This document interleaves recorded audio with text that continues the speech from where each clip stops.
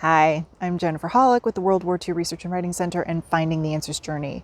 I'm currently in Bergendal in the Netherlands, very close to Groesbeek, and yesterday I visited the Freedom Museum, which was the National Liberation Museum. They renovated, actually they created a whole new building, and reopened 1 September 2019.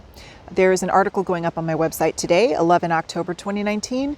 So if you're interested in reading some of my thoughts about the museum, definitely go check that out.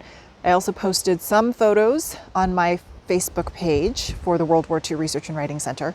And I wanted to make just a short video about one of the exhibits that I do talk about in my article. But the museum, if you were there in the past, and I'd been there 3 separate times and even gave a talk on World War II research there in 2015, is completely different. And honestly, I think it's so much better than what it was, and it's so much more powerful and impactful the way it is now. So if you've been there in the past and you think you've seen it and done it, you haven't. And I feel in the past they focused more on the airborne and the airborne's contribution to the liberation of the Netherlands, and now it's all about freedom. And it's a more general look at what took place, how people were affected, especially the Dutch, and what choices they had during occupation. One of the exhibits that really struck me was a section of 4 rooms with 4 short films that presented 4 cases of young Dutch people and the choice they had to make.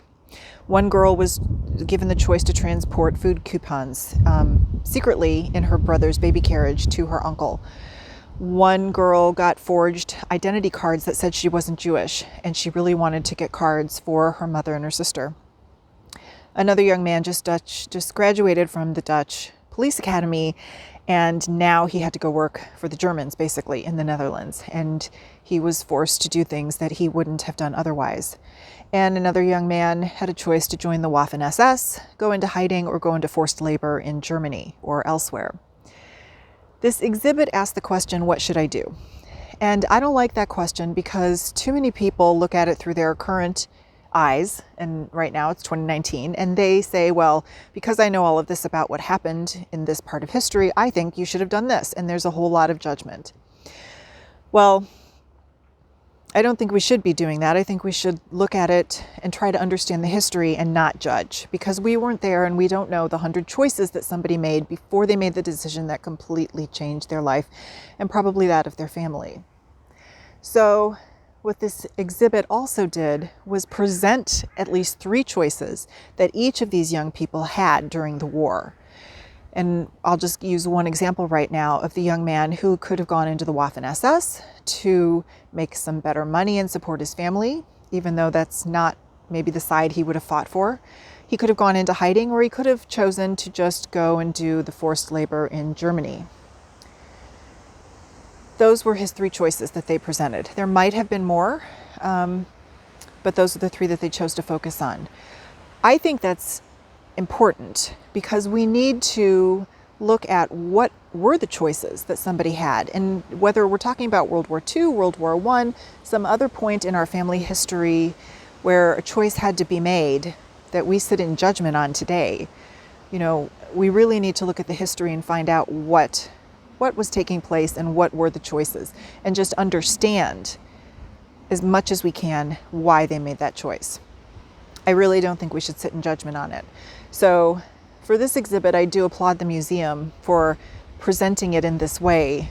And I do understand the question, you know, what should I do? What would you do? But again, I don't agree with it. And you may have a different opinion, and that's okay. But again, I think we should look at it through the historical context. So if you're interested in learning more, please visit the Freedom Museum's website. I have posted over 50 pictures on my Facebook World War II Research and Writing Center page. There's a couple on Instagram, and there's an article going up today, 11 October 2019, on my website that talks about some of what I experienced at the museum. There's so much more I could have written, but I think you should go there and experience it yourself. If you've been there in the past and you've gone to see the new museum since they opened last month, I'd love to hear what you thought. And I do plan to go back because I think there's just so many layers to what's there. So I hope that you check it out, and I'd love to hear what you think.